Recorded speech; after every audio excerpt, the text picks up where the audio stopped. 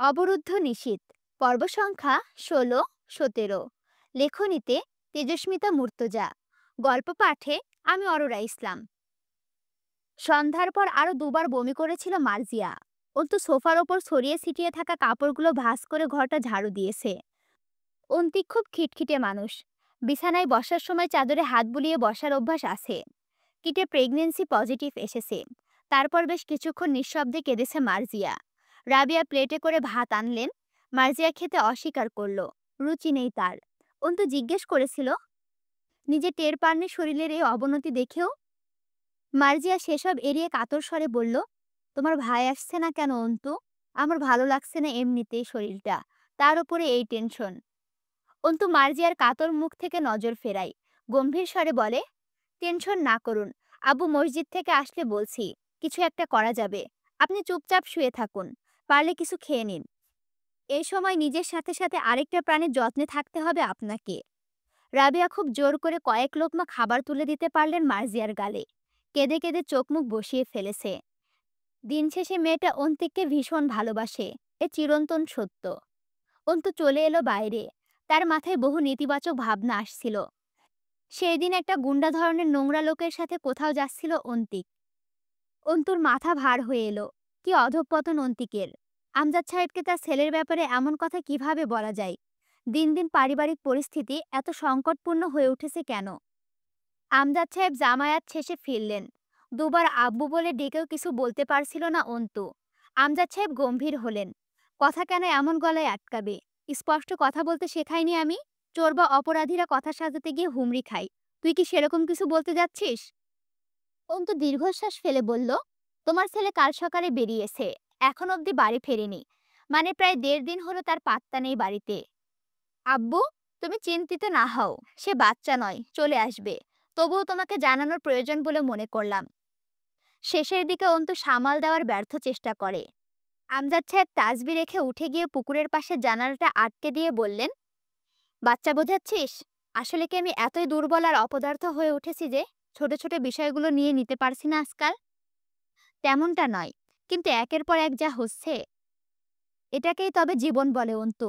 যখন দেখবি জীবন সমতল রাস্তায় বেশ আরামে গড়িয়ে গড়িয়ে দুলদুলিয়ে চলছে, তখন বুঝবি তুই স্বপ্নে আসিস। অল্পক্ষণের মাঝে ঘুম ভেঙে জেগে উঠবি। কারণ বাস্তবতা হলো পাহাড় কেটে বানানো সরু রাস্তা, যা পদে পদে বাঁক, উঁচু নিচু, খাদ আর যে কোনো সময় জীবন নামক গাড়িটা উল্টে পড়ার সম্ভাবনা দিয়ে ভর্তি। এসবে যেদিন ভয় পাবো, তার আগে আমি মাটির তলায় শায়িত হয়ে যাব। অন্তু চেপে চোখ জোড়া বন্ধ করে ফেলল। বিড়বিড় করল, প্লিজ আব্বু, প্লিজ আব্বু চুপ করো, কিছু হয়নি, কিচ্ছু হবে না। আমজাদ সাহেব বের হওয়ার মুহূর্তে অন্তু কোথা থেকে দৌড়ে এসে হাত চেপে ধরল হুড়মুড়িয়ে। আমজাদ সাহেব গোমরা মুখে বললেন, পাগলামিটা না করে ঘরে বসে পড়তে বস। সেদিন পরীক্ষা দিয়ে এসে ২ দিন বেশ ফাঁকিবাজি করেছিস। আমি এখনই ফিরে আসব। আমিও। আমিও কি? এখনই ফিরে আসব। একটু ঘুরে আসি চলো। ধমক দিলেন আমজাদ সাহেব। বড় হসনি? আর কবে বড় হবি? আমি কি শখ করে যাচ্ছি যে পিছু নিতে হবে?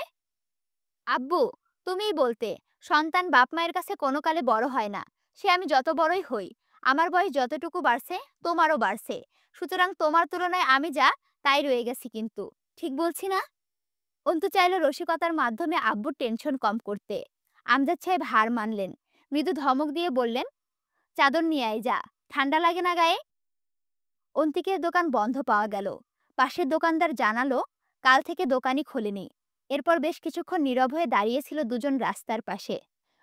অন্তু ঠিক বুঝতে পারছিল না আব্বুর অভিব্যক্তি। গম্ভীর মানুষদের এই সমস্যা, তাদের উত্তেজনা বা শান্তভাব সবসময় একই রকম, চুপচাপ। সে বুঝতে পারছিল না কি করে পরিস্থিতি সামলে নেওয়া যায়। অন্তিক গতকাল বাড়ি থেকে দোকানের উদ্দেশ্যে বেরিয়ে দোকানে আসেনি। তাহলে কোথায় গিয়েছে? এখন কোথায় খুঁজবে ওকে? কোথাও যেতে পারে ও। অবচেতন মস্তিষ্ক থেকে নেতিবাচক ভাবনা উকি মারছে। অন্তু ধমকে তাদের ভেতরে পাঠালো। আমজাদ সাহেব অচমকা শক্ত করে চেপে ধরলেন অন্তুর বাম হাতখানা। অন্তুর মনে হলো সে এবার গোটা মহাবিশ্ব ব্রহ্মাণ্ড জয় করে ফেলতে পারবে এক নিমিষেই। তাতে তার গায়ে একটু আঁচড় লাগার সম্ভাবনা নেই আর। চোখ বুজে দুটো শ্বাস ফেলে বলল, আব্বু, তোমার ছেলে দুটো কলেজ লাইফের বন্ধুকে আমি চিনি, তুমিও তো চিনো। আব্বুর হাত ধরে রাস্তা পার হলো অন্তু। চাদরের এক প্রান্ত কাঁধ থেকে পড়ে গেছে। আমজাদ সাহেব অন্তুর হাত ছাড়লেন না। বরং বাম হাত দ্বারা তার চাদর কাঁধে তুলে দিয়ে একটা ধমক দিলেন। সর্দি লাগলে ১ পয়সার ওষুধ কিনে দেব না, মনে রাখিস। ভালোভাবে চাদর গায়ে জড়িয়ে নে, ঠান্ডা কিন্তু কম নয় বাইরে। বন্ধুরাও এখন সংসার হয়ে গেছে, পুরনো শিক্ষককে দেখে ব্যস্ত হয়ে পড়ল। আমজাদ সাহেব সকলের অনুরোধ নাকচ করে কেবল অন্তিকের খোঁজ করে বিদায় হলেন। সম্ভাব্য সকল জায়গায় খোঁজ করেও বিশেষ ফয়দা হলো না। এখনো অন্তিকের নম্বর দুটোই বন্ধ। দুজন রাস্তার পাশে উঁচু ফুটপাতে বসল। অন্তুর বুক কাঁপছে। চুপচাপ বসে থাকা আব্বুর মনে কি বয়ে যাচ্ছে তা আন্দাজ করতে চাইল। খুব করে মনে হলো, সে যদি ম্যাজিক জানতো এখনই অন্তিককে সামনে এনে দাঁড় করাতো, এরপরে লাহুমাই ভেঙে দিত বাপ ছেলের মাঝের কঠোর দেওয়ালখানা। বুকের ভার সহ্য হচ্ছে না ওর, অসহায় লাগছে খুব। সে কেন পারে না আব্বুর পেরেশানি সহজ সমাধান হতে? সমস্যাগুলো তার নাগালের মাঝে হয় না কেন? বেশ কিছুক্ষণ চুপচাপ পাশাপাশি বসে রইল। রাস্তার ওপাশে ফুটপাতে ভাপা পিঠা বিক্রি হচ্ছে। আমজাদ সাহেব জিজ্ঞেস করলেন, পিঠা খাবি? অন্তু তাকালো আব্বুর দিকে, অল্প হাসলো। মানুষটা বরাবর নিজেকে পাথর প্রমাণ করতে চেষ্টা করে, যেন এই জগতে কোনো ব্যথা বা উদ্বেগ তার কাবু করতে পারে না। দিন শেষে পরিবারের কর্তব্য পালন করতে গিয়ে এত এত জটিলতা এবং দেনা পাওনার ঘাড়ে ঘাড়ে করে বসে আছে, তবুও যেন মনে হয় না তার কর্তব্য সে ঠিকঠাক পালন করছে। অন্তু মাথা নেড়ে বলল, হুম আব্বু। হুম, আনমনে বললেন আমজাদ সাহেব। থানায় একটা জিডি করলে হয় না? আমিও ভাবছি। থানায় একটা সাধারণ বিবরণী ডায়েরি করে দুজনে বেরিয়ে এসে থানার বাইরে দাঁড়ালো। আমজাদ সাহেব ফোন করলেন কাউকে। অন্তু ইশারায় জিজ্ঞাসা করলে বললেন, মুস্তাকিনকে জানিয়ে রাখি। অন্তু আর কিছু বলল না। তার মনে হলো খুব শীঘ্রই সবকিছু ঠিক হয়ে যাবে। চিন্তা করার কোনো কারণ নেই। সে শুধু শুধু এত বেশি বেশি ভাবছে। টিকিট কাউন্টারে টুকটাক ভিড়। রাজধানী শহর বলে কথা। হাতঘড়িতে সময় দেখল জয়। 11টা 53 বাজে। সে ফ্ল্যাট থেকে বের হয়েছে সোয়া 11টার দিকে। এরপর বিয়ার কিনতে গিয়ে দেরি হয়ে গেছে। দৌড়ে বাসে উঠল। এত রাতেও সবগুলো সিট বুক। তার জন্য একটা সিট রয়েছে একটা মেয়ের পাশে। মেয়েটা জানালার ধারে বসে আছে। জয় গিয়ে দাঁড়িয়ে কাঁধ থেকে ব্যাগটা খুলতেই মেয়েটা উঠে দাঁড়িয়ে খ্যাক খ্যাক করে উঠল। একদম এখানে বসবেন না, আমি আপনার পাশে বসে যেতে পারবো না। এখানে বসবেন না আপনি, আমি বসতে দেব না। বাস ছাড়বে এক্ষুনি। জয় রাগ সামলে বলল, আর কোনো সিট টিট ফাঁকা নেই। দুজনে বসার জন্য যথেষ্ট জায়গা আছে দুটো সিটে। আপনি বসেন, অসুবিধা হবে না। মেয়েটা কর্কশ সুরে জোরে করে চেঁচিয়ে উঠল, বললাম না আমি আপনার পাশে বসে যেতে পারবো না। যেতে পারবো না কোনো ছেলে মানুষের পাশে বসে আমি, অন্তত রাতের জার্নি। চুপ কর শালে চুপ। জয় চট করে নিয়ন্ত্রণ হারালো। গলার ভেতরে এক খাবলে টিস্যু গুজে দেব, আর এক ফোঁটাও আওয়াজ গলা দিয়ে বের হবে না। চুপ থাক শালির মেয়ে। সকলে উঠে দাঁড়ালো। হেল্পার এগিয়ে এলো। জয় দাঁত খিসে বলল, ওই চেংড়ি, নাম তুই নাম, নেমে যা বাস থেকে। মেয়েটা কেঁপে উঠল। জয় আঙুল নাচিয়ে ইশারা করলো, বের হ সিট থেকে, বের হ, বের হ বলছি, বের হ। নাম, যা, তোর সিটের মায়ের চুদি। তুই আমার পাশেতে দূর, তোরে আমি এই বাসেই যাইতে দেব না। মেয়েটা কিছু বলতে নিলে জয় ঠোঁটে আঙুল চাপলো। চুপচাপ নেমে দাঁড়া, নয়তো একটা লাথি মেরে নামিয়ে দেব। পড়ে যাবি, মাজা টাজার হাড় নকশা পাল্টে যাবে। হেল্পার কিছু বলতে আসলে জয় থামালো। তুই চুপ থাক, ওইদিকে সরে দাঁড়া। ওকালতি করতে আসলে বাসটা পেছন দিয়ে ভরে দেবো একদম শালা। মেয়েটার দিকে ফিরে বলল, শালি, ভদ্রতা মারাও, ভদ্রতা শিখাস আমারে? যে মাগে কোনো ছেলের পাশে বসে যেতে পারবে না, সে রাত 12টার সময় একা যাতায়াত করবে কে? হ্যাঁ, পাগলে ঠাপাই আমারে? ভাতের বদলে কি খড় খাই? ভদ্রতাকে কোনো মতো সম্মান দিতে ইচ্ছে করলেও ভদ্র সাদা বিষয়টা হজম হয় না আমার। তোর দেখাই লাগতেছে না তুই বিপদে পড়ছিস কোনো। তার মানে স্বেচ্ছায় রাত দুপুর একটায় সফর করবার পারো, আর ছেলে মানুষের পাশে বসতে পারো না? তোর মতো বালটারে লারে কোন শালা? আমারে দেখে কি বাল বেটা মনে হয়? তোর পাশে বসলে সুরসুরি উঠে যাবে। সুশীলা নারী তুমি, শালি আমার, নাটক করো। তোরে আমি সিনেমায় দেখাই, দাঁড়া। পকেট থেকে মানিব্যাগ বের করে বলল, দে টিকিট দে, দে টিকিট দে তোর। জয় টিকিটের দাম মেয়েটার হাতে শক্ত করে গুজে দিয়ে টিকিট কেড়ে নিয়ে সিটে ফিরে এসে বসলো। হেল্পার তখনও দাঁড়িয়ে। জয় সিটে গায়ে এলিয়ে দিয়ে চোখ বুজে বলল, আপনার আবার কি সমস্যা? মাথা কাজ না করলে বাসের দরজার সাথে জোরে করে মাথা ঠুক দেন, ক্লিয়ার হয়ে যাবে। দুইটা সিটই এখন আমার। এবার গাড়ি ছাড়েন, এমনি পৌঁছাতে সকাল হবে। হেল্পার ভয়ে ভয়ে বলতে পারলো না গাড়িতে অ্যালকোহল অ্যালাউড না। বাসের লাইট অফ হলে জয় শব্দ করে বিয়ারের ক্যান খুলে তাতে দু চুমুক দিয়ে গলা ছেড়ে গান ধরলো। ফজরের আজানের সময় বাস দিনাজপুরে প্রবেশ করলো। অন্ধকার ভালো করে কাটেনি। তার উপর ঘন কুয়াশার আচ্ছাদনে এক হাত দূরের পরিবেশ স্পষ্ট দৃষ্টিগোচর হবার জো নেই। জয়ের শরীরে শীত নেই। কনকনে শীতেও দরকার পড়লে ডাবল ব্ল্যাঙ্কেট গায়ে দিয়ে ফ্যান চালিয়ে ঘুমায়। ফ্যানের শব্দ কানে না এলে ঘুম ভালো হয় না। পুরো ক্যানে কোনো মতো নেশা হয়। এখনো বেশ খানিকটা তরল বাকি ক্যানে। মাথা ঝিমঝিম টের করছে। নেশা পুরো না হলেও কঠিন হ্যাংওভার চড়ে। হাঁটতে গিয়ে পা টলছে। নিচের তলায় পুরোটা জুড়ে হামজার স্টিল ওয়ার্কশপ। সেটা পেরিয়ে দোতলার সিঁড়ি ভেঙে দরজায় টোকা দিল। কলিং বেল চাপার আগে যেন হুট করে দরজা খুলে যায়। জয় চমকে গিয়ে আবার সামলালো নিজেকে। তরু দাঁড়িয়ে আছে দরজা খুলে। ভেতরে ঢুকে কাঁধের ব্যাগ নামিয়ে জিজ্ঞেস করলো, ঘুমাসনি তুই? জবাব দিল না তরু। জয় জানে সারা রাত এভাবে বসার ঘরে দরজার কাছে বসেছিল তরু। জয় জেলার বাইরে গেলে যেদিন ফেরার কথা থাকে দরজার কাছে থাকে। জয় আসলে যাতে দরজা খুলতে দেরি না হয়। জয় বলল, খাবার কি আছে রে? ক্ষুধা লাগছে, ভাত দে। তার আগে একটু গরম কালা কফি দে। গা গুলিয়ে আসতেছে, আবার খিদেও লাগতেছে। তরু ঠোঁট উল্টালো। ছোট মাছ রান্না আছে। জয় দাঁত খিসে আবার চুপ করলো। জুতোটা খুলে পা ঝেড়ে উড়িয়ে দিয়ে বলল, বাঙালি জাতিটাই যেরকম বালের জাত, খাওয়া দাওয়া বালমার্কা। ওই জিনিস আমি খাই? তাহলে ডিম ভেজে দেই। নরমাল ফ্রিজে অল্প একটু মাংস রান্না আছে, গরম করে দেই ওইটা। সকালে ভালো খাবার দেব। এখন এইটুকু দিয়ে চালান। কমন বাথরুমে ঢুকলো জয়। পা ফসকে যেতে চাইলো একবার। তরু খেকিয়ে উঠল, এসব কচুনা গিললে কি খুব অসুবিধা হয়? ধরবো আমি? না তো, মাতাল হই নাই আমি, একদম ফিট আছি। তুই তাড়াতাড়ি কফি বানা, তার আগে আমার গামছাটা দিয়ে যা। এটা গোসল করার সময় হলো? আজে বাজে জিনিস গিলবেন আর বেখাপ্পা সময়ে গোসল করে সর্দি বাঁধাবেন।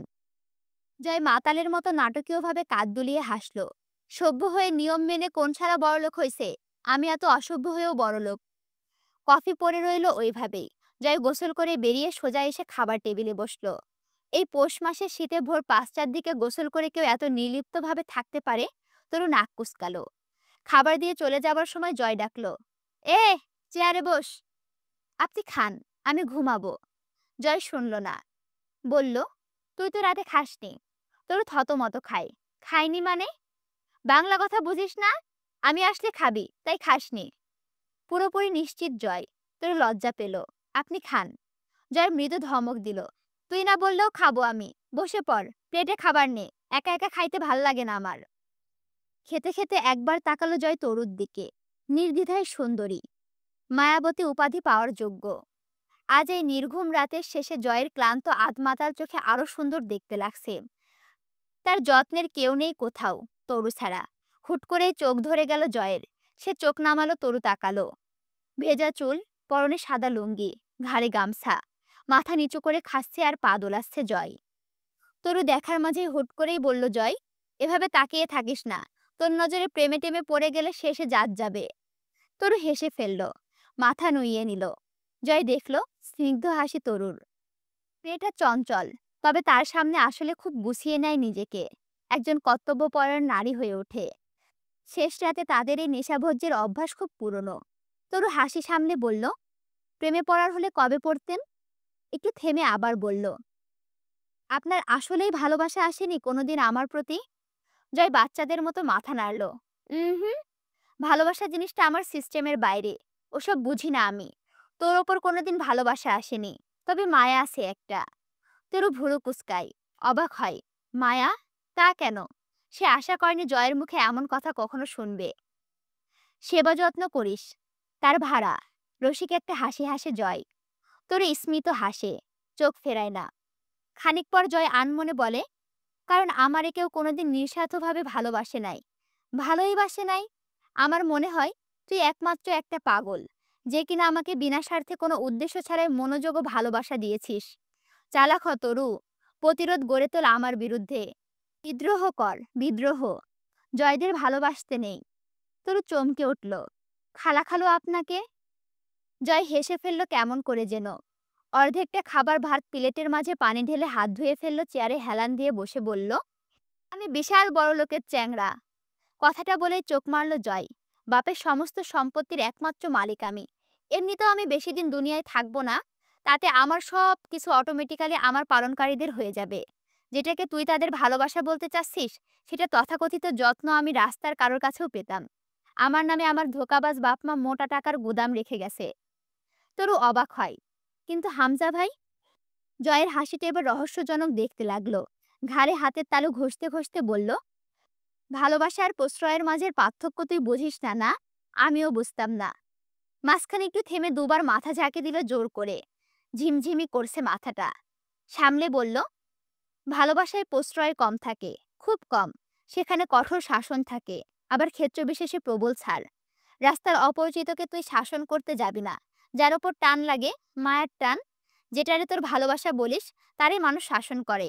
আমারে কেউ কোনোদিন শাসন করে নাই। তরু কেঁপে উঠল নিজের অজান্তেই। জয় কখনো নিজেকে নিয়ে বলে না, কোনোভাবেই না। জয়ের উদ্ভট হাসির সাথে এমন সব কথাগুলো খুব বিচ্ছে। আমি যখন একের পর এক সিগারেট ফুঁকে যাই, হামজা ভাই কোনোদিন ধমক দিয়ে বলে নাই, সিগারেট ফেল, আর ছুবি না। ক্লাস 8-এ প্রথমবার সিগারেট ঠোঁটে রেখে আগুন জ্বালিয়েছি। হা হা হা। তখন গলা জ্বলতো খুব। এক একবার ধোয়া গেলার সময় গলা দিয়ে পুড়ে পুড়ে যেত নিকোটিন। কেউ সেদিন চটাং করে একটা থাপ্পড় মেরে কেড়ে নেয়নি সিগারেটটা। গলা পুড়েছে। আমি ধোয়া টেনে গেছি। একসময় শুয়ে গেল। আর ছাড়তে পারলাম না। হামজা ভাই জানলো, কিন্তু কিছু বলল না। কলেজে ওঠার পর দেখতাম বন্ধুরা ইচ্ছামতো চুল কাটতে পারে না, বাপ মা নাকি মারবে। আমি যেমন খুশি যেভাবে খুশি যা খুশি করে বেড়াতাম। সবাই আমায় এজন্য লিডার মানতে শুরু করলো। আমি ওদের কাছে স্বাধীন চেতা ভাবের গুরু হয়ে উঠলাম। তখন মনে হতো, শালার আমারই তো জীবন, আর কি লাগে। সবগুলা শালা দুর্ভাগা। কি জীবন ওদের, ইচ্ছে মতো কিছু করতে পারে না, বাপের গোলাম সবগুলা, সবগুলা খবিস। হা হা হা। টেবিলে ঝুঁকে পড়ে ঘাড় মোচড়ালো এদিক ওদিক। পরপর চোখের পাতা ঝাপটালো কয়েকবার। চোখ বুজে হাসলো আবার। পরে বুঝলাম, ওদের মতো দুর্ভাগা আমি চাইলেও হতে পারবো না। ওরা দুর্ভাগা কারণ ওদের বাপ মা আছে। চুল কেটে বাড়ি গেলে বাপ মারে, মা গালি দেয়। সিগারেট টানলে বাপ জানলে খবর খারাপ হবে। আমার এসব হওয়ার চান্স নাই, কারণ আমার তো বাপ মা নাই। হে হে, কে মারবে, গালি দেবে? আমাকে শাসন করার কেউ নেই। আমি সিকান্দার, আমি বাচ্চা। টেবিলের এক কোণে কফির মগ রাখা ছিল। কফি ঠান্ডা শরবত হয়ে গেছে। তাতে চুমুক দিয়ে বলল, রাত করে বাড়ি ফিরলে হামজা ভাই জানলে দু চারটা গালি দেয় মুখে, কিন্তু তা ভয় পাওয়ার মতো না। মাল গিলে ঢুলতে ঢুলতে বাড়িতে ঢুকলে মামি যত্ন করে ঘরে তুলে শুইয়ে দেয়। আমার বন্ধুরা বলতো, রাত 11টার সময় বাড়ি ঢুকলে মা নাকি বাপের কানে অভিযোগ লাগায়। পরে বাপ প্যাদানি দেয় ইচ্ছা মতো। মা জাতের ওপর চরম রাগ হতো আমার। আমার মামি তো রাগ করে না। আমি শেষ রাতে বাড়ি ফিরলেও দিব্যি হাসি মুখে দরজা খুলে চুপি চুপি ঘরে তোলে আমায়। আমার মাও নাই, ভয়ও নাই। কেন এত সুখ পেয়েছি বলতো আমি? কারণ আমার অপরাধ আর বখাটেপনা দেখে দুগালে কষে দুটো থাপ্পড় মারার মতো বাপ নামক বিপদটা ছিল না আমার। চুল বড় করে কাটলে ছোট করে কেটে আসতে ফের আবার সেলুনে পাঠানোর জন্য মা নামক ঘ্যান ঘ্যানের রেডিওটা ছিল না আমার। দিন দিন পাওয়ার আর জিদ সমান্তরাল হারে বাড়ছে খালি। দাঁত বের করে হাসলো জয়। মামার সাথে চাকরের মতো ব্যবহার করেও কোনোদিন একটা ধমক খায়নি। ডান কানে তর্জনী আঙুল ঢুকিয়ে ঝাঁকালো। দুবার চোখ ঝাপটে মুচকি হাসলো আবার। প্রতি মাসে ব্যাংক থেকে আমি যে পরিমাণে টাকা উঠাই, তার এক ভাগও লাগেনি আমার কোনোদিন এত আয়েশ করে চলার পরেও।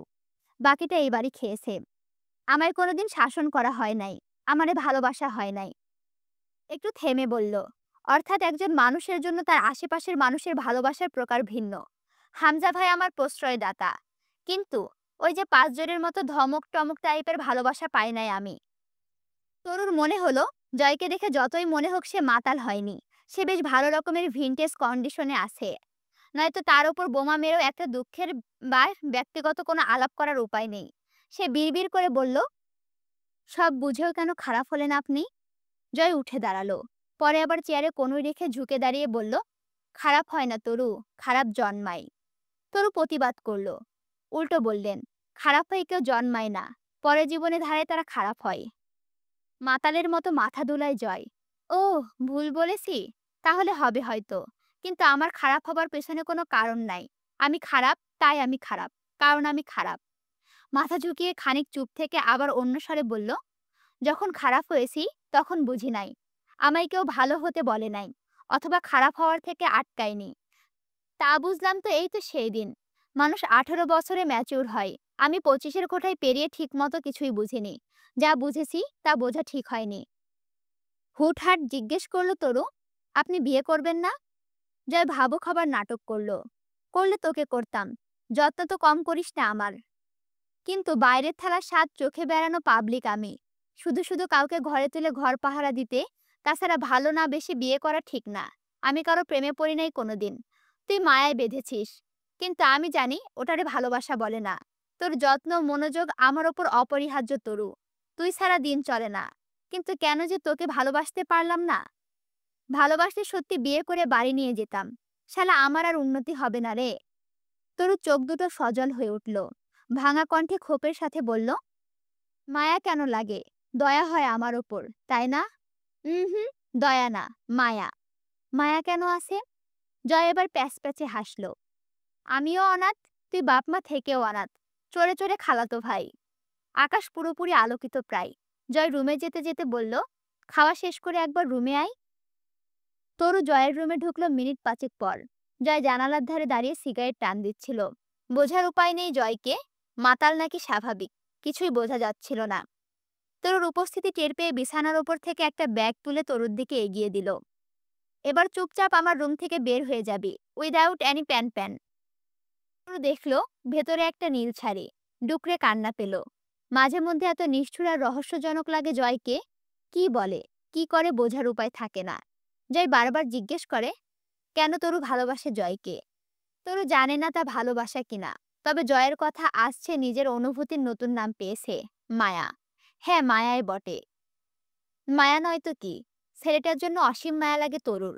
তরু জানে জয় নোংরা, আবার সে এটাও মানে সে নিজেও নোংরা। তাই জয়ের প্রতি এত মায়া। হোক, সে নোংরাই তবে। এখন যেমন মন চাইছে শক্ত এই বুকে উথাল ঢেউয়ের মতো আশ্রে পড়তে, অথচ অনুমতি নেই প্রকৃতির। সায় নেই উদ্দীপনাবাহী সংবেদনশীল কাঠামোর। শুক্রবারের সকাল। রাতে জিডি করে আসা হয়েছে, কিন্তু কোনো খবর নেই।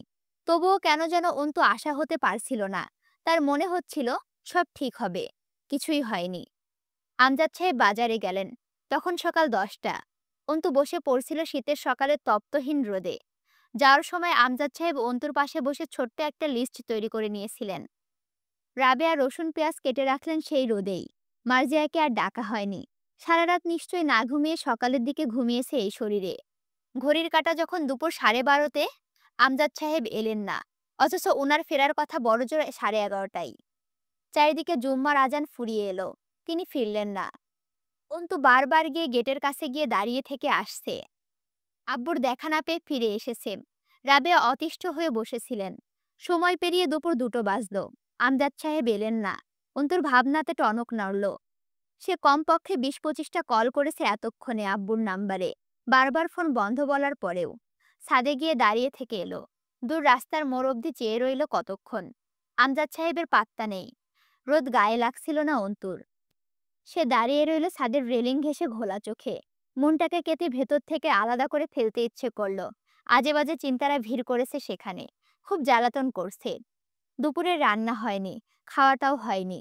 সকালে আব্বুর সাথে বসে ঘি আলু ভর্তা দিয়ে আম্মুর হাতে খিচুড়ি খেয়েছিল। ছটফটানি বাড়ল যখন সন্ধ্যা হলো। সময়ের আবর্তনে রাত 10টার দিকে অতিক্রম করলো। আমজাদ সাহেব বাজার থেকে ফেরেননি তখনও। খুব লম্বা বাজার করছেন। অন্ধকার চারপাশ। পূর্ণচাঁদ আকাশে। ছাদে দাঁড়িয়ে থেকে অন্তুর খুব হিংসে হলো ওই আলোকিত চাঁদকে। আব্বু বাড়ি ফিরল না এখনো। তার খোঁজ তো চাঁদ রাখেনি, বরঞ্চ জল করছে আকাশ পানে। স্বার্থপর খুব চাঁদ চাও। অন্তুর দুঃখে সে একটুও দুঃখী নয়। কিন্তু চেয়ে রইল পাড়ার সরু গলির মোড়ে চেয়ে।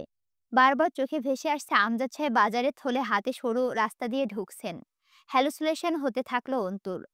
আমজাদ সাহেব ক্লান্ত হয়ে বাড়ি ফিরে বাজারে ব্যাগ অন্তুর হাতে ধরিয়ে গম্ভীর স্বরে বললেন, আরে, একটা জরুরি কাজ পড়ে গেছিল। আমি কি বাচ্চা ছেলে? এত চিন্তা করতে হবে কেন তোর? ফোনে চার্জ ছিল না, ফোন বন্ধ হয়ে আছে। বাড়িতে শুধু 3জন মেয়ে মানুষ। রাত 12টার দিকে রাবেয়ার চেঁচামেচিতে ছাদ থেকে নেমে এসেছিল অন্তু। বাড়ির মেন দরজা আটকাতে গিয়ে আরো কতক্ষণ দাঁড়িয়েছিল আব্বুর অপেক্ষায়। আব্বু আসলোই না। জানালার ধারে বই নিয়ে বসে জানালাটা খুলে দিয়েছিল। রাবেয়া ঘরে এসে আরেক দফা অসন্তোষ প্রকাশ করলেন জানালা খোলা নিয়ে। ঠান্ডা হাওয়া আসছে, তা যেন শুষে নিচ্ছিল অন্তু। একদৃষ্টে চেয়েছিল বাইরের অন্ধকার কুয়াশাচ্ছন্নতায়। চুপচাপ এভাবে বসে থাকায় বুকের ব্যথাগুলো যেন আগুনে তুষের ছিটা পড়ছিল। অন্তিকাজ 3 দিন বাড়ি ফেরেনি। আব্বু সকালে বেরিয়েছে, রাত 2টো বাজলো। সেও ফিরল না। অন্তুর কান্না পাচ্ছে কি? আবার কখনো শক্ত হয়ে উঠছে চোয়াল। নানাভাবেও কোনো রকমে ব্যাখ্যা করতে পারিনি নিজেকে। অন্তিক কোথায় গেছে? আব্বু আসছে না কেন? রাবেয়া সেদিন অন্তুর ঘরে ছিলেন। কেন জানি তিনি অনেকটা সময় নিয়ে লম্বা একটা মোনাজাত করলেন নামাজ শেষে। আম্মুর কান্নার গুনগুনানি অন্তুর কানে গলিত লোহা হয়ে ঢুকছিল। বাইরে রাত বাড়ার সাথে সাথে ঝিঝি পোকার ডাক প্রকট হয়ে এলো। তখন চোখের পানি শুকিয়ে রাবেয়া কাত হয়ে শুয়ে পড়লেন কোনো রকমে। অন্তু কম্বল তুলে দিল ওনার গায়ে। এরপর ৩-৪ বার আব্বুর নাম্বারে ডায়াল করলো। রিসিভ হলো না। অজু করে এসে তাহাজ্জুদের নামাজে বসেছিল। রাত তখন ৩টা ছুঁই ছুঁই। নামাজে খুব বিঘ্ন ঘটছিল। কেন জানি কান্নারা বাদ মানছিল না। কান্নার তোরে সিজদা লম্বা হচ্ছিল। নাক টানতে হচ্ছিল বারবার। বুকের ভেতর কয়েকবার দম আটকালো। এসবের কারণ স্পষ্ট নয় অন্তুর কাছে। তবে বুকে তুমুল ঝড় উঠেছে। কঠোর আশকারা নেচে নেচে কিসব অলক্ষণে কথাবার্তা বলতে চাইছে। আচ্ছা, এবার দৃশ্য অন্যদিকে গেল। জয় এসেছে। তা হামজা জানতে পারল সকাল 10টার দিকে। জয়ের রুমে গিয়ে তাকে পাওয়া যায়নি। অথচ তার এতক্ষণ চিটপটাং হয়ে শুয়ে পড়ে থাকার কথা। বেডসাইড টেবিলের ওপরে বিয়ারের ক্যান উল্টো হয়ে পড়ে আছে। বিছানায় কম্বল ছড়ানো। হাতঘড়ি, ওয়ালেট, পারফিউম সব নিজেদের জায়গায় পড়ে আছে। তার মানে জয় আশেপাশেই কোথাও আছে। দূরে বের হলে এইসব ছড়িয়ে ছিটিয়ে একাকার হয়ে থাকতো। তরুকে ডাকলো হামজা। তরু এলো না। গলা উঁচিয়ে জবাব দিল, জয় কখন এসেছে কাল রাতে? তরু চেঁচিয়ে জবাব দিল, ভোর রাতে। আবার তাহলে বের হয়েছে কখন? সকাল 8টার দিকে বের হয়ে গেল। বলে গেল এক্ষুনি আসবে। আপনি কল করুন বড় ভাইয়া। হামজা এসে সোফায় বসে রিমিকে ডাকলো, 1 কাপ কফি বা চা কিছু একটা দাও। রিমি আস্তে করে বলল, আসছি। হামজার মনে পড়ল আজ সকালে ছোট্ট একটা মিটিং ছিল ক্লাবে জয়ের। মাঝখানে আর 2-3 রাত বাকি নির্বাচনে। চারিদিকটা এতটা ঠান্ডা থাকার কথা না থাকলেও ঠান্ডা, কারণ আসল প্রতিপক্ষ এখনো হাসপাতালে দৌড়াদৌড়ির ওপর আছে। লোক মারফতে খবর পাওয়া গিয়েছে খুব শীঘ্রই রিলিজ করা হবে ওকে। হামজা মনে মনে প্রস্তুত যে কোনো মোকাবেলার জন্য। তবে হাঙ্গামা নির্বাচনের পরে হলে সুবিধা হয়, আর সেটার শতভাগ চেষ্টা করতে হবে। রিমি কফি দিয়ে চলে যেতে অগ্রসর হলে পেছন থেকে ডাকলো হামজা, আজ যাবে ওই বাড়ি? না। হামজা চোখ তুলে তাকিয়ে কফিতে চুমুক দিয়ে বলল, আমি নিয়ে যাব, আমার সঙ্গে চলে আসবে। কফির গরম ঠোঁটে লেগে নড়ে চড়ে উঠল হামজা। দ্রুত কাপ নামিয়ে বলল, এত গরম কেন? পরের বার কফি বানালে এত গরম পানি ব্যবহার করবে না। আপনারই বা এত তাড়াহুড়ো কিসের? ঠান্ডা হতে তো ঘন্টাখানেক সময় লাগবে না। গম্ভীর স্বরে কথাটি বললেও তাতে অল্প একটু অভিমানও যেন শুনতে পেল হামজা। অথচ মেয়েটার অভিমান তার ভালো লাগে না। নির্বাচনের মুহূর্তে সকলের মনোনয়নের পাশাপাশি রিমির সম্পূর্ণ মনোযোগ চাই তার, নয়তো বেশ নার্ভাস ফিল হবে। যাও, তৈরি হও। যাব না আমি। আর এমনিতেও মাজাহার ভাই বাড়িতে আসেনি এখনো। হামজা যেন শুনল না কথাটা। বলল, এই জন্যই নিয়ে যাব। ও আসলে তুমি এমনিতেও ওই বাড়িতে যাবার অনুমতি পাবে না। তৈরি হয়ে নাও। যাব না আমি। আপনি আমায় আপনার বন্দিনী করে রাখতে চান। ক্ষমতার লোভ আপনাকে অমানুষ করে তুলেছে দিন দিন। তা বুঝতে পারছেন না? আপনাকে আমি ভালোবেসেছিলাম কোনোদিন। এটা ভাবতেই নিজের ওপর যেন ঘেন্না লাগছে আজকাল। দয়া করছেন আমার ওপর, ও বাড়ি নিয়ে যাবার অফার করে?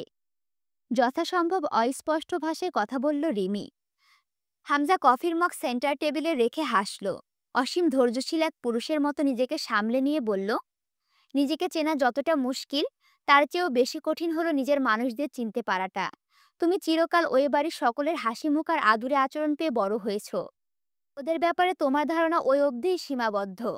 কিন্তু ওটা শুধুই নিজের পরিবারের জন্য বরাদ্দ। যেমন আমি এই বাড়ির জন্য এক হামজা, গেট পেরিয়ে রাস্তায় পা রাখলে আরেকটা কেউ। মাঝার আমার কাছে এত এত ছাড় পেয়েও বহুত কিছু করেছে এতদিনে। এবার তাহলে ভাবো, এবার সুস্থ হয়ে কি করতে পারে। আর এবারও ফিরে যা করবে, আশা করি আমার ওপর দিয়ে যাওয়া সেই চাপ দেখে তোমার ভাইয়ের ওপর ভালোবাসা একটু হলেও চির ধরতে পারে। রিমির হাত চেপে ধরল হামজা।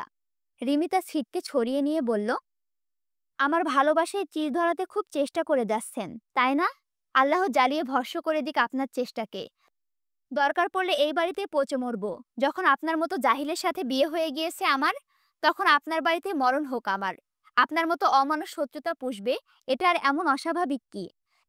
কিন্তু যে মাঝার ভাই আমাকে আপন বোনের মতো বুকে চেপে মানুষ করেছে, তার রক্ত ঝরার কারণকে না আমি ক্ষমা করতে পারি, আর না কোনো বিবেচনা। আচ্ছা, এর পরের কথাগুলো হামজা বলছে। শত্রুতা আমি করিনি, শত্রুতা ওরা শুরু করেছে, এবং সেটা বহুদিন আগে। যে এবার প্রথম আমি ছাত্রনেতা নির্বাচিত হয়েছিলাম, মাঝারে ছেলেদের মাঝে কারো বিশ্ববিদ্যালয়ে কন্ট্রোল হাতানোর ছিল। সে- সেটা না পারায় এই শত্রুতার শুরু। এরপর দিন দিন আমার জনপ্রিয়তা বেড়ে যাওয়ায় তোমার চাচা, চাচতো ভাই, বাপ এদের শত্রুতায় আগুনে পেট্রোল ঢেলেছে। তোমাকে বিয়ে করতে চাইলাম, প্রথমে রাজি হলো না, পরে রাজি হলো কেন জানো? আমি বাড়ির জামাই হয়ে গেলে ওদের হাতে লাঠি হয়ে যাব। আমার ক্ষমতা এবং জনপ্রিয়তার ভাগ পাবে ওরা। তা যখন হলো না, তখন একের পর এক আক্রমণ পেয়েছি এই কয়েক বছরে ওদের থেকে। কিছুই বলিনি কোনোদিন। কিন্তু আমার পর যখন জয় নেতাকর্মী হলো, তখন আবার নতুন করে জ্বলে উঠেছে তোমার বাপ চাচা। এবার বলো, শত্রুতা কারা পুষছে? আর এর সমাধান কি? কোনো সমাধান নেই। এভাবে যতদিন চলে। আর এরপরেও তুমি অবুঝ হলে তোমার ওপর কঠোর হতে বাধ্য হব আমি বোধহয়। রিমি আর এক মুহূর্ত দাঁড়ালো না। তখনই গান গাইতে গাইতে ঢুকলো জয়। হামজা ভাইয়ের হবে জয়, ও আমার ভাবি গো। হামজা ভাই খারাপ লোক, জয়ের মালা তারই হোক। উচ্ছে পাখি দিচ্ছে ডাক, হামজা ভাই জিতে যাক। ও আমার ভাবি গো, ও প্রাণের ভাবি গো। হামজা হেসে ফেলল। জয়ের পরনে দুধের মতো সাদা ধবধবে একটা লুঙ্গি, তার উপর ছাইরঙা শার্ট পরেছে। কোলে কোয়েল। কবির ঢুকে কপালে হাত ঠুকে সালাম করলো। ওকে বসতে ইশারা করলো হামজা। তার পেছনে দুজন একটা মস্ত বড় অ্যাকোরিয়াম বয়ে নিয়ে এসে বসার ঘরের মেঝেতে রাখলো। হামজা ভুরু কুঁচকে বলল, এসব টেনে এনেছিস কোন দুঃখে? অল্প একটু টেম্পার উঠলে যাতে ওটাকে আগে ভাঙা যায়। কোয়েল জয়ের কোল থেকে নেমে দৌড়ে এসে মামার কোলে চড়ে বসে। জয় লুঙ্গি এক হাতে উঁচিয়ে ধরে রুমে গিয়ে কিছু টাকা এনে লোক দুটোকে দিয়ে বিদায় করলো। হামজার পাশে বসে কোয়েলকে বলল, যা, এবার তোর মাকে ডেকে আন। তোর মার কাদার পানির চোটে সবগুলো বালিশের তুলো পচে গেছে। তুলি কোথা থেকে দৌড়ে এসে কোয়েলকে কোলে তুলে নিয়ে গালে এ গালে ও গালে চুমু খেতে লাগলো। এক পর্যায়ে কেঁদে ফেললো। হুট করে কিছু মনে হতে কোয়েলকে নামিয়ে জয়কে জিজ্ঞেস করলো, তুই কি কিছু করেছিস ওই বাড়িতে গিয়ে? মেরেছিস সীমান্তকে? তারপর এনেছিস কোয়েলকে? জয় বিরক্ত হয়ে বলল, মহিলা মানুষ কোনোদিন ভালো হবে না। তোকে মেরে মুখের নকশা বদলে বাপের বাড়ি পাঠিয়েছে, তারপর মেয়েটাকে রেখে দিয়েছে জোর করে। তারপরেও কলজে ফাটতেছে স্বামীর জন্যে। সামনে থেকে যা, ন্যাকা কান্না দেখলে ডায়াবেটিক্স বাড়ে আমার। সুগার আছে ন্যাকামিতে। কোয়েল এসে কোলে চড়ে বসে আধ ভাঙা স্বরে জিজ্ঞেস করলো, জয়, ওই মাছগুলোকে বের করে খেলি আমি? বের করে দাও এটাকে। জয় মাথা নাড়ল। তার আগে তোমাকে আমি পানিতে চুবিয়ে খেলবো 10 মিনিট। এরপর মাছকে পানি থেকে বের করে তোমার কাছে দেবো খেলার জন্য। হামজা কেড়ে নিল কোয়েলকে। জয়কে বলল, তার আগে আমি তোর পেছনে দুটো লাথি মেরে খেলি, তারপর বাড়ি থেকে বের করে দিই। শয়তানে লারে তোকে। শয়তানকে আমি লারি, এটা আমার প্রিয় কাজ ব্রো। হামজা গম্ভীর হলো হুট করে। সীমান্তকে মেরেছিস? জয় সোফায় পা তুলে বসে বলল, না, সুন্দর মতো জিজ্ঞেস করেছি কেন মেরেছিস তুলিকে। তো কি বলল? কাম নাই করার মতো, বাল নাই ছিঁড়ার মতো। ও বউ পিটাইছে। আমারও কাম নাই অথবা বাল ছিল না হাতে, আমিও 2-4টা লাগিয়ে আসছি। পরে বাপের মায়ের খাওয়া দেখে এই কোয়েলের ডিম কাদা ধরলো। তারে নিয়ে যায় অ্যাকোরিয়াম কিনে দিয়ে শান্ত করছি। মিছিল হয়েছে সকালে? ঝামেলা হয়েছে কোনো? না, শুনলাম মাদার শালার পায়ে নাকি খাঁটি স্টেনলেস স্টিল ঢুকাইছে। ওই শালা দিনাজপুর ব্যাক না করা অব্দি বিশেষ ঝামেলা হবার কথা না। পেছনে যতই বদনাম পাবলিক করুক, জয়ের নামে ডরাই তো সবাই। এতটুকুই যথেষ্ট। মাঝার আসবে নির্বাচনের আগের দিন, রিলিজ করবে কার্টাইল মনে হয়। রিমি এসে জয়ের পাশে বসলো। তার হাতে খাবারের প্লেট। খাবার তুলে জয়ের মুখের সামনে ধরে বলল, খাননি সকালে? সেহারির সময় খাইছিলাম। আসলে চরম খিদা লাগছে। ধুর, ওই মাছ দিয়েন না তো, ডিমের টুকরো দিন। রিমি কপাল জড়িয়ে বলল, আপনার এত আহ্লাদ আসে কোথা থেকে? জয় নির্লজ্জের মতো হাসলো। দয়ালের কাছ থেকে সরাসরি সাপ্লাই হয় আমার কাছে। হামদা ট্রাউজারের পকেট থেকে ফোন বের করলো। রিমি এক আজব চরিত্রের মেয়ে। সবকিছুকে ছাপিয়ে তার জিদ। যে জয়ের ওপর তার অসীম ঘৃণা, আজ তার সাথে মিছিমিছি মিল বজায় রেখেছে হামজাকে জ্বালাতে। জয় রিমির নাটক দেখেও বুঝে কোনো প্রতিক্রিয়া দেখাবে না, বরং হে হে করে হাসবে। এটা তার চরিত্রের অন্যতম বৈশিষ্ট্য। জয় খাবার চিবস ছিল। হামজা বলল, ভোট কেন্দ্রগুলোতে এক্সট্রা নিরাপত্তার জন্য কিছু পলাশ ভাইয়ের লোকের দরকার পড়বে। আমি চাচ্ছি না অন্তত সেই দিন কোনো তামাশা হোক। বদনাম সহ ভোট লাগবে না আমার। হামজা পটোয়ারির নিখিল ভোটে মানুষের মনোনয়ন জিতেছে। এই রব যেন লোকের মুখে মুখে থাকে। দুপুরের পর পলাশ ভাই ডেকেছে তোকে। তেরামি না করে গিয়ে দেখা করে আসিস। তার হেরফের হলে কিন্তু অবস্থা খারাপ হবে তোর। জয় উঠে অ্যাকোরিয়ামের সামনে গিয়ে দাঁড়িয়ে খুব মনোযোগ দিয়ে মাছগুলোকে পর্যবেক্ষণ করলো। আঙুল দিয়ে কাচের ওপর খুঁচিয়ে বেশ জ্বালালো মাছগুলোকে। ভেতরে একটা গোল্ডফিশ, দুটো অ্যাঞ্জেল ফিশ আর একজোড়া কালশিটে রঙের অস্কার ফিশ এনেছে। গোল্ডফিশ সে একটা কিনেছে কেন, সেই ভালো জানে। বহুবার ছোট বড় বহু ধরনের অ্যাকোরিয়াম কিনেছে, আবার রাগের সময় ওইগুলোকে আগে ভাঙে। কবুতর, মাছ, খরগোশ যে কোনো কিছু একটা পোষা প্রাণী হিসাবে থাকে সবসময় তার সংগ্রহে। মাছের সামনে থেকে উঠে বলল, দুপুরে যেতে পারবো না, ঘুমাবো আমি, বিকেলে গোসল করব, খাবো, যাবো ঠিক সন্ধ্যার আগে, দু এক কলকে টেনেও আসবো তাহলে। হামজা বকে উঠল, কলকে টানার খবর পেলে এক কোপে বলি দিয়ে দেবো শুয়োরের বাচ্চা, যে কাজে পাঠাচ্ছি তা করে ফিরে আসবি। আচ্ছা, এবার কাহিনী আসলো অন্তুর বাড়িতে। সকাল থেকে বাড়িতে রান্না হয়নি। সকালে একবার বমি করেছে মার্জিয়া। অন্তুর ফোনটা বেজেছিল দুপুরের দিকে। অন্তু দিন দুনিয়া ভুলে ঘরে ছুটল। নিশ্চয়ই আব্বু ফোন করেছে, কিন্তু স্ক্রিনে অপরিচিত একটা আনসেভ নম্বর। তবুও অন্তুর চোখ ভিজে উঠল। কণ্ঠনালী থেকে কান্না ছিটকে এলো এক মুহূর্তে। তার ধারণা আব্বুর ফোনে চার্জ নেই, অন্য কারো নাম্বার দিয়ে কল করেছে। কল রিসিভ করে কঠিন বোকার মতো ঝাড়ি মারল একটা। বয়স বাড়ার সাথে সাথে কি আক্কেল জ্ঞান গুলিয়ে খেয়ে ফেলেছো? একটা কল করে জানিয়ে দেওয়া যেত না যে কোনো কাজে আটকে গেছো? বাড়ির প্রতি তোমার না হয় টান নেই, আমারও তো তোমার উপরে টান নেই, তবে জলজান্ত একটা মানুষের উধাও হয়ে গেলে একটু ভাবনা তো হয় নাকি? রাবেয়া দৌড়ে এসে দাঁড়ালেন মেয়ের পাশে। অন্তু ফোনে বলে চলল, তো কখন আসবে বাড়িতে? আর হ্যালো। ভরাট এক ধাতব কণ্ঠস্বর ভেসে এলো ফোনের ওপাশ থেকে। অন্তু থমকালো। আব্বুর কণ্ঠস্বর গম্ভীর, তবে তার চিরপরিচিত এটা নয়। পিপাসাতো মুখ চুপ করে রইল অন্তু। তার ঠোঁট ফাটফাট করছে। বেশি পেঁচাল না পেরে যে ঠিকানাটা বলছি সেখানে চলে আসিস। আর একটা আর একটা পাখিও যেন না আসে তোর সাথে, বা জানতেও না পারে কিছু। সংক্ষিপ্ত হুমকি বাণীটা কর্কশ এবং হিংস্র ছিল। কল কেটে গেল। সাথে সাথে একটা মেসেজ এলো। সেখানে একটা ঠিকানা লেখা, কাহারোল থানার নয়াবাদ মসজিদ। রাবেয়া ঝাঁকাচ্ছেন ওকে অনবরত, বারবার প্রশ্ন করছে। অন্তু নিশ্চুপ চেয়ে থাকলো ফোনের স্ক্রিনে। অন্তুর মাথায় এলো ঠিকানায় উল্লেখিত জায়গাটা ঢ্যাপা নদীর তীরে নির্জন এলাকার দিকে নির্দেশ করছে। অন্তু মাথায় কাজ বন্ধ করে দিয়েছে ইতিমধ্যে। রাবেয়া প্রশ্নগুলো উত্তর না পেয়ে ছটফট করছেন। অন্তু চট করে মুস্তাকিনকে কল করে বসলো। কেন করলো সে জানে না। ফোনে পরিষ্কার জানিয়ে দেওয়া হয়েছে একটা পাখিও যেন টের না পায়। তবুও ফোন করেছে অন্তু। স্বতন্ত্র এক পিবিআই অফিসারকে ডাকছে সে। মুস্তাকিন এলো ঠিক ২০ মিনিটের মাথায়। ততক্ষণে অন্তু ঠিক একই জায়গায় একই ভঙ্গিতে দাঁড়িয়েছিল। মুস্তাকিন এসেছে টের পেয়ে নিস্তেজ হাতে মুখটা ওড়নার প্রান্তে আড়াল করে দাঁড়ালো। মুস্তাকিন ঘটনাটা জানতে চেয়ে প্রশ্ন করলো। অন্তু জবাব দিল গাছাড়া ভাবে। তার চোখের কাতরতা মুস্তাকিনের দৃষ্টি এড়ানোর নয়। তবুও যথাসম্ভব শান্ত সে। অন্তুকে জিজ্ঞেস করলো, আপনি ভয়েসটাকে চেনেন অথবা আগে শুনেছেন? অন্তু অবচেতনের মতো মাথা নাড়ল, না। ১৭ নম্বর পর্ব এখানেই শেষ। আর তোমাদের কাছে একটা কথা বলি, অবরুদ্ধ নিশীথ উপন্যাসটা ছেড়ে আমি তোমাদের কাছ থেকে খুব একটা ভালো রেসপন্স পাচ্ছি না। এমন রেসপন্স চলতে থাকলে আমি হয়তো এই অবরুদ্ধ নিশীথ উপন্যাসটা ছাড়া বন্ধ করে দেব। কারণ লাইক, কমেন্ট, শেয়ার নাই, ভিডিওতে ভিউ নাই। এরকম চলতে থাকলে কষ্ট করে ভিডিও বানানোই বৃথা হয়ে যাচ্ছে। তাই তোমরা যদি চাও, আমি পার্সোনালি চাচ্ছি অবরুদ্ধ নিশীথ উপন্যাসটা কমপ্লিট করতে।